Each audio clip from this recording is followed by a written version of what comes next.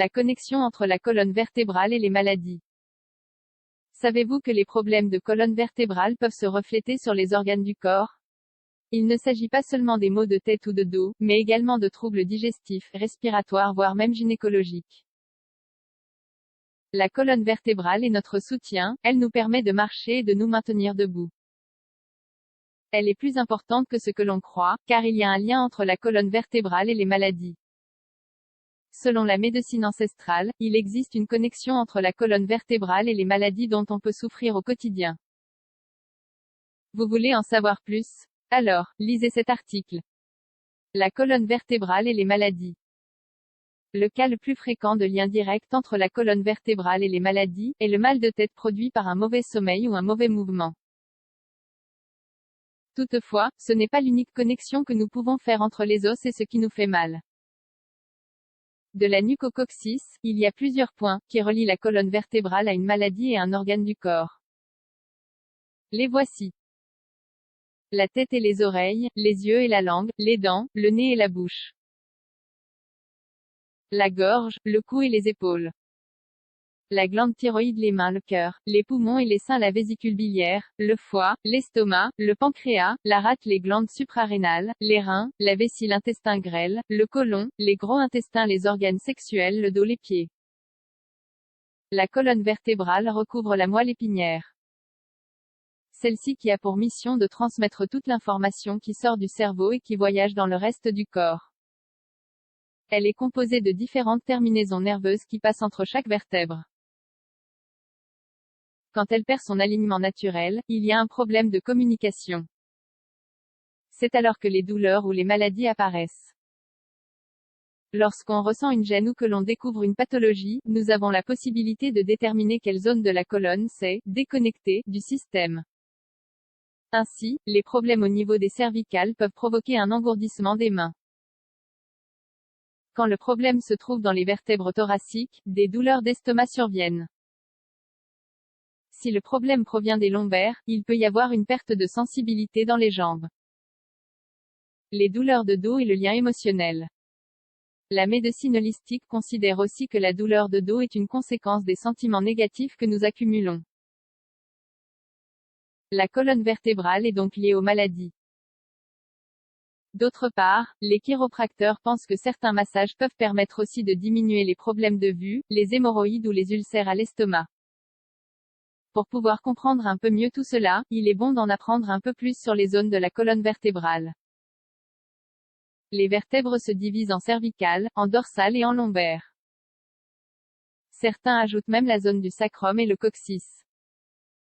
Quand il y a un problème sur l'une d'entre elles, les symptômes n'apparaissent pas seulement au niveau du dos. Les cervicales, la première cervicale, elle soutient la tête et ses douleurs peuvent être causées par la peur, les inquiétudes et la négativité. Elle provoque des migraines et des problèmes nerveux. La seconde cervicale, elle permet de bouger la tête et elle est connectée aux organes des sens, yeux, oreilles, nez et bouche. La troisième cervicale, si elle n'est pas en bonne santé, elle provoque des dommages sur la peau, les os et les nerfs du visage, les cernes et les dents. Concernant les émotions, elle génère l'isolement. La quatrième, cinquième et sixième cervicale, elles se trouvent au même niveau que la glande thyroïde et ont un lien entre elles. Elles sont connectées à la voix, la gorge et les cordes vocales. Leur endommagement peut donc provoquer des maladies du pharynx, du larynx, etc. La septième cervicale, elle influence le moral, les croyances et le spirituel. Son état altéré peut enflammer les bras, les douces, les mains et les épaules, et empêcher les mouvements fluides. Les dorsales. La première dorsale, elle réagit lorsque nous ne nous posons pas de limites dans le sport, le travail ou les efforts quotidiens. Elle apporte des difficultés respiratoires. La deuxième dorsale, elle se déséquilibre quand nous n'exprimons pas nos émotions et se manifeste dans le cœur et les poumons. La troisième dorsale, elle est connectée à l'activité respiratoire et donc à la poitrine. La quatrième dorsale, elle correspond au plaisir, aux tentations et aux désirs quand ils ne sont pas satisfaits. Elle peut aussi générer des problèmes au niveau de la vésicule biliaire. La cinquième dorsale, la mauvaise santé de cette vertèbre a un rapport avec la sensation de perdre le contrôle et se manifeste avec un mal-être hépatique et des problèmes de sang. La sixième dorsale, si elle n'est pas dans de bonnes conditions, elle provoque des douleurs d'estomac. La septième dorsale, elle réagit quand on ne se repose pas suffisamment et qu'on ne se détend pas. La huitième et la neuvième dorsale, elles se trouvent à la hauteur du diaphragme et le gèrent. Si vous avez très peur ou que vous êtes dans l'insécurité, c'est donc la première chose que vous ressentirez. Les maladies au niveau de la vessie, les allergies ou l'urticaire sont donc les réactions les plus communes. La dixième dorsale, une profonde insécurité qui provoque de la douleur dans les reins. La onzième dorsale, elle est liée au système nerveux et peut aussi provoquer des maladies de la peau, comme l'acné ou l'eczéma. La douzième dorsale, son déséquilibre provoque des maux intestinaux, des douleurs articulaires, des affections au niveau des trompes de Fallope et une circulation lymphatique déficiente. Les lombaires. La première lombaire, elle peut entraîner des maladies de l'intestin et du côlon, comme la constipation ou la dysenterie.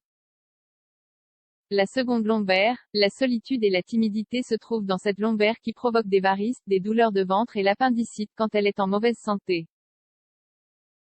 La troisième lombaire, quand il y a des problèmes familiaux, ils se reflètent dans les maladies des problèmes génitaux, de vessie et de genoux. Cela cause aussi de l'arthrite. La quatrième lombaire, elle mène à des douleurs du nerf sciatique.